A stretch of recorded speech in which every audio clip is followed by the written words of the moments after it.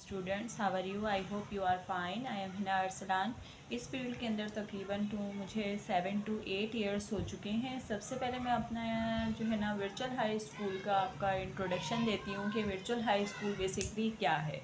Virtual high school एक ऐसा हमने इदारा बनाया है जिसके अंदर एक ऐसा ऑनलाइन इदारा बनाया है जिसके अंदर जो है हम आपको मतलब फ्री एक कोचिंग सेंटर का जिस तरीके से होता है इसी तरीके से हम फ्री एक आपको प्लेटफॉर्म फ्राहम करें। ठीक है, इसके अंदर आपको लेक्चर्स, रिकॉर्डेड लेक्चर्स मिल जाएंगे। इसके अलावा आपको एग्ज़ाम पेपर्स, इसके अलावा आपको जो है वो असाइनमेंट्स, और आपको वो सारे असाइनमेंट्स जो है कंप्लीट करके हमारे व्हाट्सएप ग्रुप में हमें सबमिट कराने पड़ेंगे। बेसिकली बेटा सबसे पहले हम जो है वो क्या करेंगे, सबसे पहले ये क्लास तो सेकंड ईयर कॉमर्स की है। ठीक है, सेकंड ईयर कॉमर्स के हिसाब से ये क्लास है। ठीक है, तो उसके हिसाब से ये सेकंड ईयर की क्लास जो कॉमर्स की आपकी क्लास है, ये हम सबसे पहले इंट्रोडक्शन स्टार्ट करेंगे। जब भी हम कोई भी मतलब सब्जेक्ट स्टार्ट करते हैं तो सबसे पहले हमें उसका इंट्रोडक्शन लाजमी पता होना चाहिए। अब आप लोग ये भी मुझे कहोगे कि मीन्स हम तो सेकंड ईयर इंटर में हैं तो हमें फर्स्ट ईयर की इंट्रोडक्शन पढ़ने की क्या नीड है।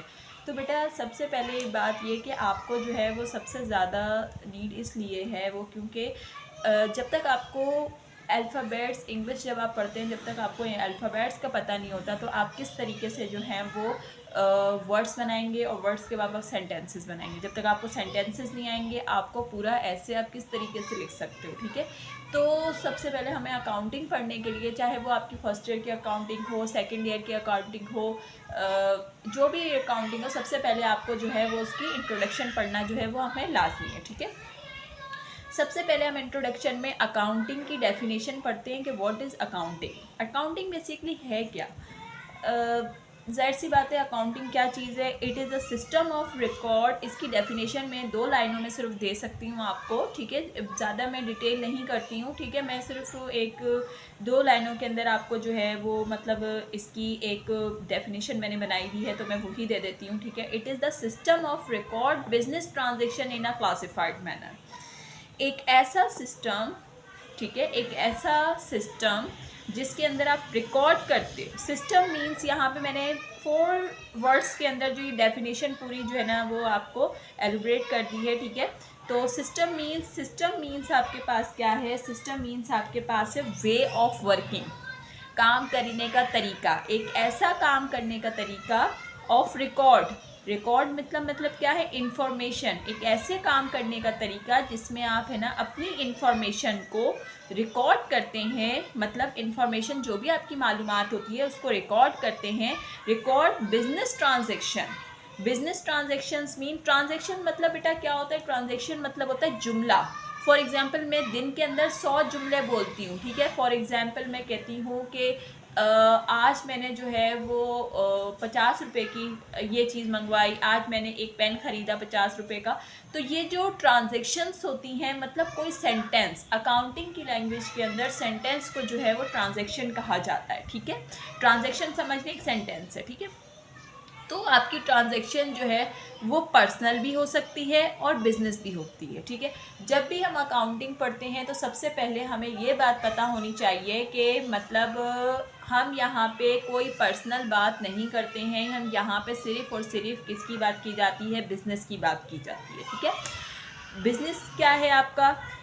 अब हम दोबारा डेफिनेशन की तरफ आते हैं। It is the system of record, एक ऐसा काम करने का तरीका जिसमें हम इंफॉर्मेशन को रिकॉर्ड करते हैं। ठीक है, बिजनेस ट्रांजेक्शन मतलब पर्सनल में आपका कोई ताल्लुक नहीं है, आप बिजनेस ट्रांजेक्शन करते हो in a classified manner. What is classified manner? Recorded to their nature, मतलब जो जिस नेचर के अंदर है उस नेचर के हिसाब से उसको क्या करते हो आप? क्लासिफाइड, उसको उस हिसाब से आप उस अकाउंट के अंदर, उस नेचर के अंदर उसको क्या कर देते हो? रिकॉर्ड कर देते हो। हम दोबारा डेफिनेशन की तरफ आते हैं। It is the system of record business transaction in a classified manner. ठीक है, एक ऐसा काम करने का तरीका जिसके अंदर हम इंफॉर्मेशन को रिकॉर्ड करते हैं, इंफॉर्मेशन को जमा करते हैं। कौन सी इंफॉर्मेशन को जमा करते हैं? बिजनेस ट्रांजेक्शन, जो भी आपकी बिजनेस ट्रांजेक्शन्स होती हैं उसको एक क्लासिफाइड नेचर के अंदर उसके नेचर के अंदर उसको क्या किया जाता है, रिकॉर्ड किया जाता है। ठीक है, अब आप बोलोगे कि miss what is business transaction. Business transaction क्या होती है? बिजनेस ट्रांजेक्शन होती है purchase computer for ₹30,000 for business use. मतलब आपने बिजनेस यूज़ के लिए, आपने ऑफिस के यूज़ के लिए आपने एक कंप्यूटर परचेज किया है। तो जो आपने ये ट्रांजैक्शन, जो आपने पूरा जो जुमला जो इस्तेमाल जो किया है वो किसके लिए आपने किया? बिजनेस के लिए किया ना, अपने ऑफिस के लिए परचेज किया है। ठीक है, अच्छा जी, ये आपकी अकाउंटिंग की डेफिनेशन हो गई। ठीक है, आई होप कि आपको ये डेफिनेशन समझ में आ गई होगी। ठीक है, नेक्स्ट हम चलते हैं nature of accounts. What is nature of accounts? Nature of accounts आपके कितने हैं? How many natures of account? There are 5 natures of account. जिस तरीके से बेटा आपको कहा जाता है कि अल्फ़ाबेट्स आपके पास कितने, इंग्लिश में आपके पास अल्फ़ाबेट्स कितने, तो हमें ये पता होता है कि हमारे पास अल्फ़ाबेट्स कितने हैं। ठीक है, तो यहाँ पे आपको अकाउंटिंग पढ़ने के लिए सब फर्स्टली आपको क्या पता होना चाहिए? उसके नेचर्स पता होना चाहिए। नेचर्स में आपके पास क्या आ जाता है? Assets, expense, liability, honour equity, revenue. ठीक है, सबसे पहले हम पहला टॉपिक क्या पढ़ेंगे? एसेट्स का सबसे पहले टॉपिक पढ़ेंगे। What is assets? ये पूरा टॉपिक है, तो मैं आज ये समझा दूंगी कि what is assets. Assets basically आपके पास होते क्या हैं। ठीक है, अच्छा, एसेट्स क्या होते हैं? Everything in which is converted into cash is called asset. जो भी चीज़, मैंने ये 2 लाइनों की बेटा डेफिनेशन अपने अल्फाज में बनाई हुई। Everything in which converted into cash is called asset. जो भी चीज़ आप कैश के अंदर कन्वर्ट करते हो, जो भी चीज़ आप कैश के अंदर कन्वर्ट करते हो, उसे हम क्या कहते हैं? एसेट्स कहते हैं। फॉर एग्जाम्पल, ये जो पेन जो मैंने पकड़ा हुआ है, इसको भी आप क्या कर रहे हो? इसको भी, ये जब खरीदा होगा तब भी मैंने इसको पैसों में खरीदा होगा, जब मैंने इसको सेल करूंगी जब भी मैं इसको पैसों में सेल करूंगी। ठीक है, तो जो चीज़ पैसों से तब्दील हो जाए उसको हम क्या कहते हैं? एसेट्स कहते हैं। ठीक है, everything which is converted into cash is called assets. अब हमारे पास एसेट्स जो होते हैं वो तकरीबन 2 पार्ट्स होते हैं एसेट्स के। कौन कौन से? Current assets and fix assets. अब what is current asset and fix asset? ठीक है, करंट एसेट्स पहले पढ़ लेते हैं। What is current asset? ठीक है, करंट एसेट्स आपके पास क्या होते हैं? करंट एसेट्स आपके पास होते हैं जिनकी वैल्यू या जिनकी जो वैल्यू है, या जिनकी जो भी चीज़ मतलब आपकी अकाउंटिंग पीरियड के दौरान चेंज हो जाए, उसको हम कहते हैं करंट एसेट्स। अब आप मुझसे पूछोगे miss what is accounting period? देखिए, हर कंपनी का एक अकाउंटिंग पीरियड होता है, उसके अंदर वो अपनी ट्रांजेक्शन्स को क्लोज करता है, ओपनिंग करता है। ठीक है, तो आपने उसको हम कहते हैं अकाउंटिंग पीरियड। ठीक है, अकाउंटिंग पीरियड फॉर एग्जांपल, किसी आपने अगर फर्स्ट ईयर के अंदर अगर कोई क्वेश्चंस आपने पढ़े होंगे तो उसमें लिखा होगा month of transaction of month of January, transaction of year of 2023, year of 2024, transactions of 6 months, transaction of 4th month, transactions of 3 months. ठीक है, तो अकाउंटिंग पीरियड एक आपका, हर कंपनी जब स्टार्ट की जाती है या कोई भी बिजनेस स्टार्ट किया जाता है तो उसके अंदर आपको एक अकाउंटिंग पीरियड आपको बनाना जो है वो लाजमी होता है। बिटवीन चेंज, करंट एसेट्स वो एसेट्स होते हैं जिनकी वैल्यू अकाउंटिंग पीरियड के दौरान जो है वो चेंज हो जाती है। फॉर एग्जांपल, जैसे आपके पास कैश है, फॉर एग्जांपल आपके पास अकाउंट रिसीवेबल है, फॉर एग्जांपल आपके पास क्या कहते हैं, कैश इन हैंड है, कैश एट बैंक है, मर्चेंडाइज है। ठीक है, ये सब चीज़ें ऐसी हैं जो कि, अब बेटा मैं आपको ये छोटी छोटी चीज़ें नहीं समझाऊंगी, सिर्फ आपको एक दफ़ा चैप्टर का इंट्रोडक्शन दे रही हूँ। ठीक है, फॉर एग्जांपल ये चीज़ें ऐसी हैं जिनकी वैल्यू जो है वो हर रोज़ तब्दील भी होती है। अब जैसे कैश है, कैश अगर डॉलर बढ़ता है तो जाहिर सी बात है कैश की वैल्यू भी बढ़ती है, डॉलर कम होता है कैश की वैल्यू भी कम होती है। ठीक है, तो ये ऐसी चीज़ें हैं जिनकी वैल्यू जो होती है वो रोज़ाना या तो फिर तब्दील होती रहती है। ठीक है, अब आते हैं हम फिक्स एसेट्स पे। फिक्स एसेट्स वो एसेट्स हैं जिनकी वैल्यू जो है अकाउंटिंग पीरियड के दौरान पे कांस्टेंट रहती है। व्हाट इज कांस्टेंट मींस के तब्दील नहीं होती है। फिक्स एसेट्स क्या है? फिक्स एसेट्स वो एसेट्स होते हैं जिनकी वैल्यू अकाउंटिंग पीरियड के दौरान तब्दील नहीं होती। For example furniture, equipment. What is equipment? अब हमसे पूछोगे मिस इक्विपमेंट क्या है? इक्विपमेंट जो है वो अकाउंटिंग की लैंग्वेज के अंदर जो है वो हम किसको कहते हैं? वो हम कहते हैं मशीनरी को। जो भी आपके पास इलेक्ट्रॉनिक आइटम्स होता है उसको हम क्या कहते हैं अकाउंटिंग के लैंग्वेज में? इक्विपमेंट्स कहते हैं। ठीक है बेटा, तो फिक्स एसेट अकाउंटिंग पीरियड के दौरान पे क्या रहते हैं, कांस्टेंट रहते हैं, ठीक है। अब करंट एसेट जो हैं वो आपके पास ऐसे हैं जिनको आप जो है क्या है, अब हम दोबारा से अगर हम एलिब्रेट करते हैं, everything in which is converted into cash is called assets. Assets आपके पास दो तरीके की है, current asset and fix asset. Current assets वो एसेट्स होते हैं जिनकी वैल्यू अकाउंटिंग पीरियड के दौरान पे तब्दील हो जाती है, चेंज होती रहती है, जबकि फिक्स एसेट्स वो एसेट्स होते हैं जिनकी अकाउंटिंग पीरियड के दौरान उनकी जो वैल्यू होती है वो कांस्टेंट रहती है, ठीक है बेटा। सेकेंडली हमारे पास जो टॉपिक है वो है एक्सपेंसेस का। एक्सपेंसेस मीन आपके पास क्या होता है, एक्सपेंसेस बेसिकली आपके पास होता है अखराजात। अखराजात मतलब जब आप कोई भी बिजनेस स्टार्ट करते हो तो उसके अंदर आपके पास अखराजात मतलब खुद ब खुद ही आपके पास जो है वो एक्सपेंसेस होते हैं। They are amount that have been paid, और जो वो अमाउंट जो आप पे करते हो, मतलब ये सिर्फ आपके पास ये दूसरी डेफिनेशन है इसकी, ठीक है, ये फर्स्टली डेफिनेशन है, ठीक है।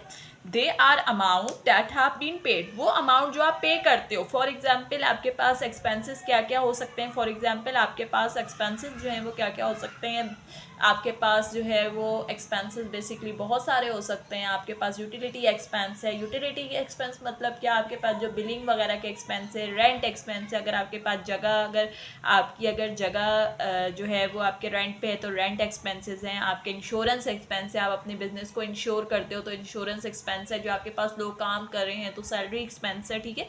तो एक्सपेंसेस वो अमाउंट जो आप पे करते हो, ठीक है। और दूसरी डेफिनेशन लिखिए, will be paid later for cost that have be to earn revenue, ठीक है। तो हमारे पास ये आपके पास एक्सपेंसेस हो गए, ठीक है। एक्सपेंसेस जो होप्स आपको समझ में आ गया होगा, एग्जांपल भी मैंने आपको समझा दी है, ठीक है। तो मैं डिटेल में तो नहीं जाऊंगी खैर, लेकिन आपको आई होप समझ में आ गया होगा। सेकेंडली आपके पास से लाइबिलिटीज। लाइबिलिटीज आपके पास क्या होता है, फॉर एग्जाम्पल हम सबसे पहले क्रेडिट लव्स पे आ जाते हैं। क्रेडिट लव्स जो होता है वो उसका क्या मतलब होता है, उधार होता है, ठीक है।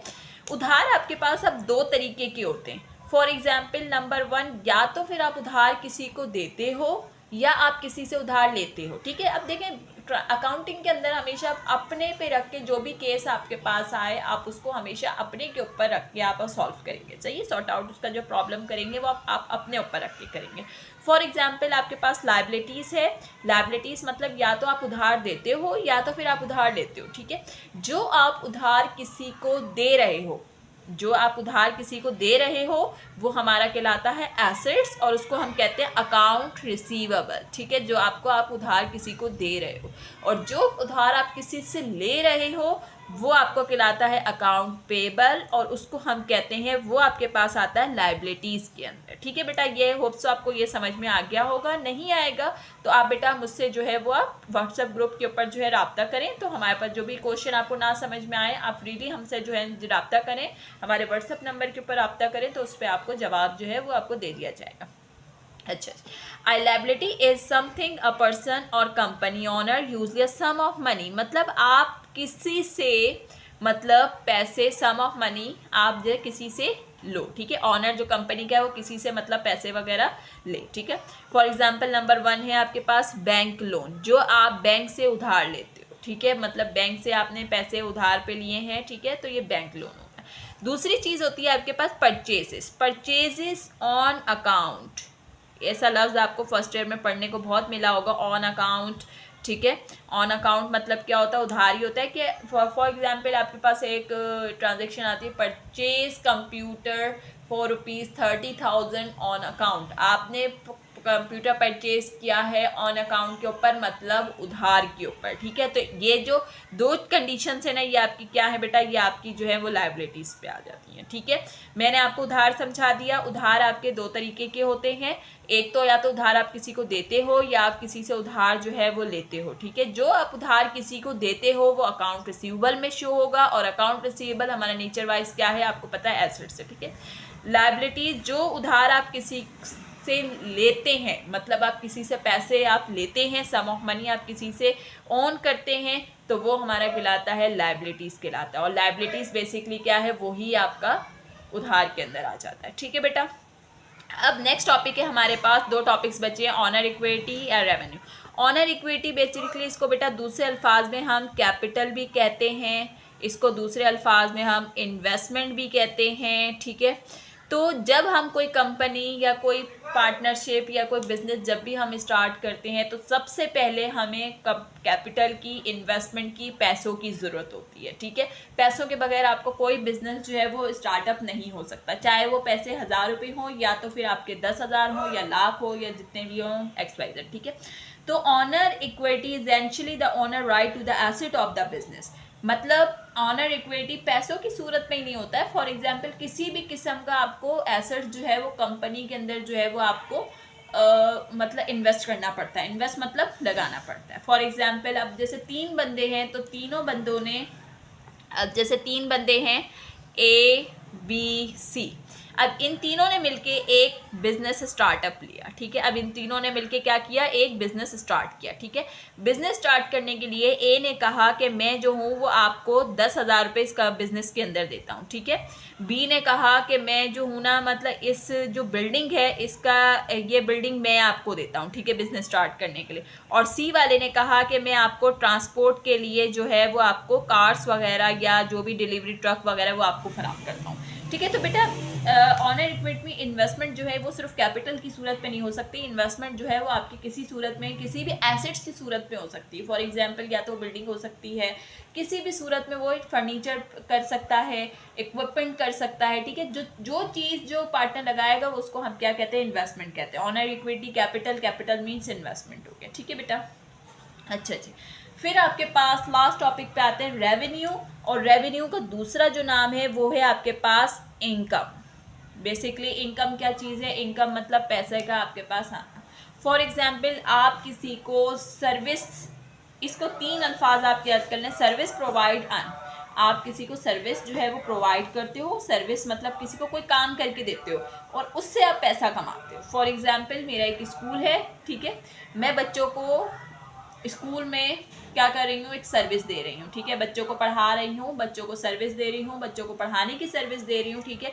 तो सर्विस देने के बाद उस बच्चों से मैं क्या लूँगी, उन बच्चों से मैं क्या लूँगी, अर्न करूँगी, मतलब पैसे कमाऊँगी। पैसे कमाने का मतलब क्या है, पैसे कमाने का मतलब मैं उससे क्या करूँगी, एक अर्निंग करूँगी, एक पैसे कमाऊँगी। और मेरे पास मतलब बच्चे जब मुझसे जब पढ़ेंगे, क्लासेस पढ़ेंगे तो वो मुझसे क्या करेंगे, मुझे पैसे देंगे। तो जो फीस की सूरत में जो मेरे पास पैसे आएंगे उसको क्या कहते हैं, हम अर्निंग कहते हैं, ठीक है। फॉर एग्जाम्पल दूसरी एग्जाम्पल अगर देते हैं तो डॉक्टर के पास आप जाते हो, अपना इलाज कराते हो, डॉक्टर आपको मतलब डॉक्टर आपका इलाज करता है, आपको एक सर्विस प्रोवाइड कर रहा है और उस सर्विस के बदले जो है वो आपको डॉक्टर को क्या दी जाती है, फीस दी जाती है। वो जो फीस की जो सूरत है उसको हम क्या कहते हैं, इनकम कहते हैं, ठीक है बेटा। होप सो आपको ये जो नेचर ऑफ अकाउंट्स आपके कंप्लीट हो गए। होप सो आपको ये नेचर ऑफ अकाउंट जो है वो आपको समझ में आ गया होगा, ठीक है। तो जो चीज़ ना समझ में आए तो बेटा आप जो है हमसे जो है रब्ता कर सकते हैं, ठीक है। इसका इस टॉपिक का जो आपके पास असाइनमेंट्स है वो आपको दे दिया जाएगा। होप सो वो आप असाइनमेंट जो है वो आप वक्त पे करके जो है हमारे व्हाट्सएप ग्रुप पे हमें सेंड कर देंगे, ठीक है बेटा। अब हम टॉपिक नंबर 2 की तरफ आगे बढ़ते हैं। सेकेंडली हम बढ़ते हैं, अब आगे बढ़ते हैं हमने पिछले टॉपिक के अंदर हमने पढ़ा, हमने अकाउंटिंग की डेफिनेशन पढ़ी, नेचर ऑफ अकाउंट्स पढ़े। अब हम कोर्स कंटेंट की तरफ बढ़ते हैं कि हमारा बेसिकली सेकंड ईयर का जो है वो कोर्स कंटेंट हमारा क्या है, हमारी कोर्स में क्या क्या चीज़ें शामिल हैं, तो हम वो उस पर आगे बढ़ते हैं। सबसे पहले हमारे पास चैप्टर नंबर 1 होता है accounting for non profit concern. Non profit concern मतलब कि आपको वो इदारा जिससे किसी को भी कोई प्रॉफिट और लॉस जो है वो नहीं होगा, ठीक है।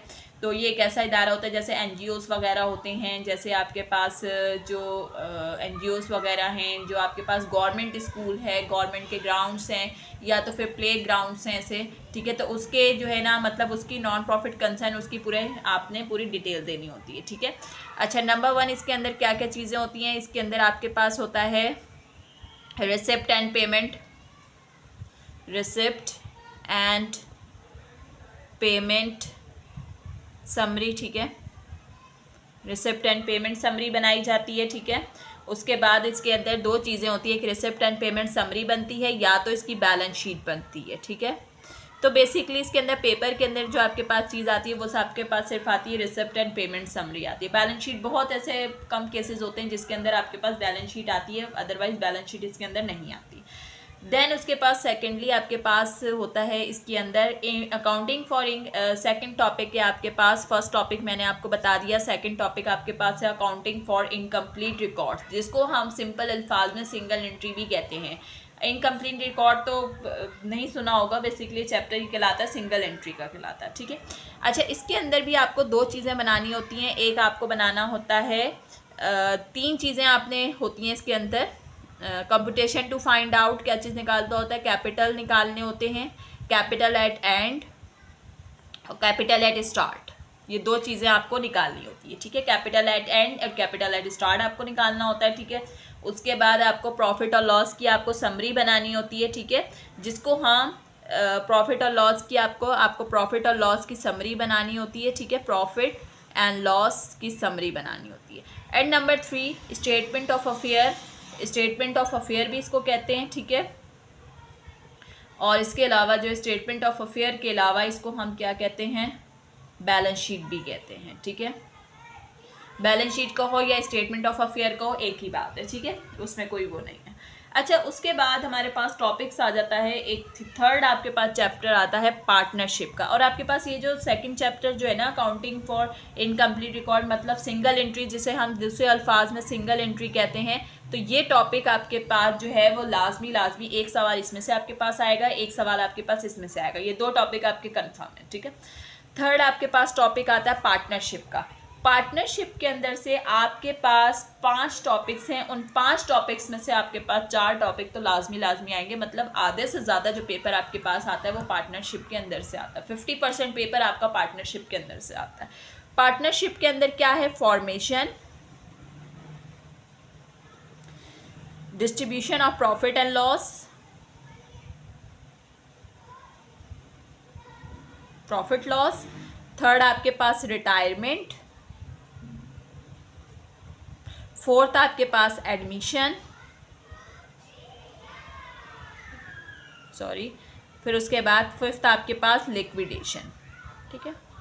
अब मैं इनके आपको मतलब समझा देती हूँ। बेसिकली बेटा है क्या, फॉर्मेशन, जब कोई पार्टनरशिप आप बनाते हो, ठीक है, जब आप कोई पार्टनरशिप बनाते हो, कोई बिजनेस स्टार्ट करते हो अपने पार्टनर्स के साथ मिलके, तो उसको फॉर्मेशन कहते हैं, ठीक है। डिस्ट्रीब्यूशन ऑफ प्रॉफिट और लॉस पूरे अकाउंटिंग पीरियड के दौरान, मतलब मंथ का अकाउंटिंग पीरियड है, 3 मंथ्स का है, साल का है, 6 महीने का, जितना भी आपका अकाउंटिंग पीरियड हमने पिछले लेक्चर में डिस्कस कर चुके हैं। Distribution of profit and loss जो है वो उसमें आपने प्रॉफिट और लॉस जितनी होती हैं, जो बोनस होते हैं, सैलरीज होती हैं, प्रॉफिट लॉस, उसके आपको जो भी प्रॉफिट और लॉस कंपनी का आता है उसको आप क्या करते हो, डिस्ट्रीब्यूट करते हो, ठीक है, अमंग पार्टनर्स के अंदर, ठीक है। फिर उसके बाद थर्ड टॉपिक आपके पास आता है रिटायरमेंट का। मतलब अगर कोई पार्टनर्स में, अब आपके पास 3 पार्टनर्स है, 3 पार्टनर्स में एक पार्टनर जाना चाहता है, रिटायर होना चाहता है, तो उसको भेजने के लिए आपको दोबारा जो एग्रीमेंट बनाना पड़ेगा, वो आप किस तरीके से उस पार्टनर को रिटायर करोगे, मतलब किस तरीके से आप उस पार्टनर को सेंड करोगे। इसके अंदर भी तकरीबन कितने मैथड्स होते हैं, 4 मैथड्स होते हैं, ठीक है। उन मैथड्स को आपने बताना होता है, फॉर एग्जाम्पल, ठीक है। फिर उसके बाद आपके पास एडमिशन का टॉपिक है। मतलब अगर कोई पार्टनर आपके कंपनी के अंदर आना चाहता है, कोई नया पार्टनर आना चाहता है, तो आप उसको एडमिट किस तरीके से करते हो। उसको एडमिट करने के आपके पास 5 मेथड्स हैं, जिनको हम ब्लाइंड केसेस कहते हैं। ब्लाइंड केसेस का मतलब होता है इनके केसेस हमें पता नहीं होते। इंशाल्लाह ताला जब मैं टॉपिक पढ़ाऊंगी तो आपको इसी तरीके से समझा दूंगी, आपको खुद ब खुद ही वो टॉपिक जो है वो समझ में आ जाएगा इंशाल्लाह ताला, ठीक है। लिक्विडेशन, जब कोई आप लिक्विडेशन को दूसरे अल्फाज में डिसोल्यूशन भी कहते हैं, ठीक है। डिसोल्यूशन मतलब कि अगर वो आप पार्टनरशिप को ख़त्म कर रहे हो, ख़त्म करना मतलब आप पार्टनरशिप को अगर ख़त्म करोगे तो जाहिर सी बात है उसकी जो सारी जो चीज़ें, कैश, इन्वेस्टमेंट वगैरह, अदरवाइज जो भी एसेट्स आपने, जो भी पार्टनर का हिसाब किताब है, जो भी आपने लिया दिया, जो भी उधार है या जो भी चीज़ें, उन सबको आप किस तरीके से लिक्विडेट करोगे, ख़त्म करोगे, तो उसको आप डिस्ट्रीब्यूट किस तरीके से करोगे, तो वो सब कुछ हम किस में पढ़ते हैं, डिसोल्यूशन में पढ़ते हैं, ठीक है। नंबर 1 टॉपिक हमारे पास है accounting for non profit concern. मैंने बता दिया चैप्टर नंबर 1, इसमें से आएगा एक सवाल, इसमें से क्वेश्चन एक, इसमें से टोटल आपके पास आएंगे 5 क्वेश्चंस, ठीक है। 5 क्वेश्चंस आपको पेपर में करने होते हैं, ठीक है। नंबर 1 क्वेश्चन आपके पास इसके अंदर से आता है, नंबर 2 आपके पास एक इसमें से आएगा, सिंगल एंट्री में से आएगा, और 4 क्वेश्चन आपके पास इसमें से आ सकते हैं, ठीक है। अच्छा, कंपनी का जो टॉपिक है वो मैं आप लोगों को, चैप्टर नंबर 4 है, कंपनी का टॉपिक है। कंपनी के अंदर आपके पास 3 टॉपिक्स आते हैं। इसके अंदर एक आपके पास होता है इशुएंस ऑफ शेयर्स ठीक है, इशुएंस ऑफ शेयर्स। नंबर 2 आपके पास टॉपिक है इशुएंस ऑफ डिबेंचर, ठीक है। नंबर 3 टॉपिक है रिटेन अर्निंग, ठीक है, रिटेन अर्निंग।